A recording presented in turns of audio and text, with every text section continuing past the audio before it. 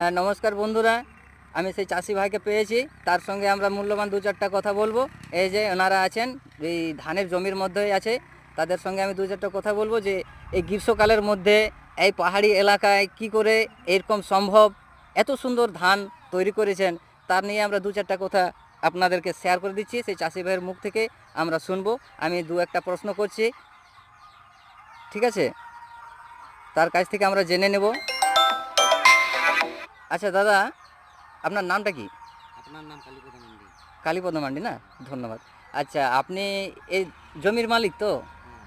আচ্ছা আচ্ছা, এই এই সময় যে এত কঠিন সময়ে এই জলের সংকট, এই সময় যে আপনি এত সুন্দরভাবে যে ফসল তৈরি করেছেন, তার নিয়ে আপনাকে ধন্যবাদ, এবং সমস্ত চাষি বন্ধুদেরকেও জানাই যে তাকে একটু ধন্যবাদ জানাবেন যে এই অবস্থায় তিনি এত সুন্দর এনারা চাষটা করেছেন।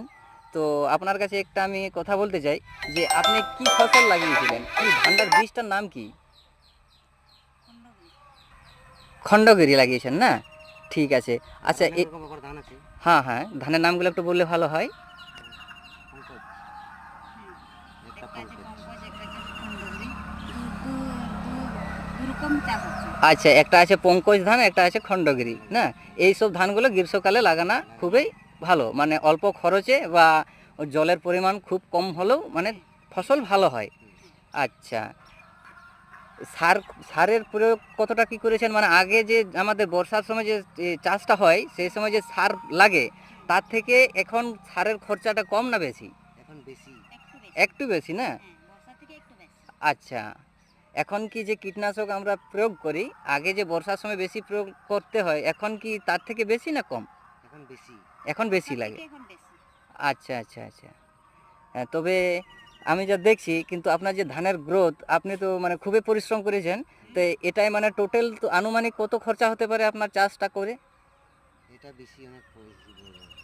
মানে মানে মানে সব নিয়ে মানে খরচাটা হিসেব করলে বেশিই তো হবে। হ্যাঁ হ্যাঁ হ্যাঁ, সে তো অবশ্যই। মানে এখন আমাদের অসময়ের চাষ হয়েছে 5 বিঘে। 5 বিঘে। 5 বিঘে। আচ্ছা আচ্ছা। তো আশা করি এই 5 বিঘাতে যে পরিমাণের খরচা হয়েছে, আর বর্ষার সময় যে ধানের যে পরিমাণে খরচা হয়, তার থেকে মুনাফাটা আশা করি সব থেকে বেশি বেশি। এখন। হ্যাঁ, হ্যাঁ, বর্ষার থেকে বেশি। বর্ষার থেকে এখন মুনাফাটা বেশি, বর্ষায় অত খরচা লাগেনি। অত খরচা লাগেনি। হ্যাঁ, একটু আচ্ছা। এখন গ্রীষ্মকালে মানে যখন বীজ ফেলা থেকে এখন খরচা আছে, আর তখন হ্যাঁ তো হ্যাঁ বর্ষায় হ্যাঁ তো বীজ ফেলার সময় লাগেনি। হ্যাঁ। মানে আর যেখানে চারা দিয়েছিলাম সেখানে আবার ওষুধ লেগেছে, হুম। মানে দুবার ধরে ওষুধ লেগেছে, তারপরে লাগানো হয়েছে। মানে বর্ষায় তখন দুবার ওষুধ লাগানো হয়নি। আচ্ছা আচ্ছা আচ্ছা। এখন